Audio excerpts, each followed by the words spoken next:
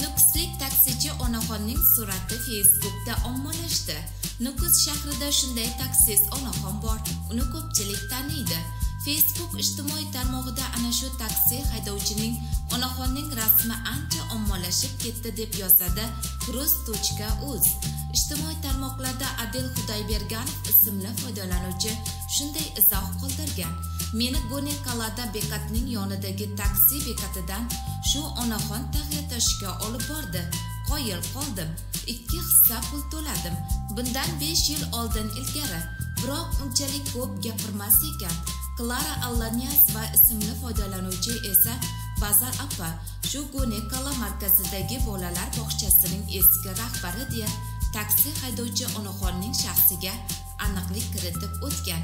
Ziyovuddin Allanazarov esa sal boshqacharoq fikr qoldirdi. "Genja opa Kadirova, agar adashmasam, bu opa juda saxiy. Puling kam bo'lsa ham yaxshi beraver. Men bir boyib ketay deb yurganim yo'q. Qarab o'tirguncha odamlarga foydam tegsin deb yuribman", deb keng fe'llik ko'rsatdi deya yozgan Raya Ernasheva. Allayar Yusupov ham uni maqtab o'tgan. "Shu ayolning taksisiga 2 marta o'tirdim. Haqiqiy adrenalin." Gulayim Nurimbetova bu onaxonni tanqid qilib o'tgan. "O'z yoshiga yarasha uyda nabiralarni boqib o'tirsa bo'lmasmikin bu kampir?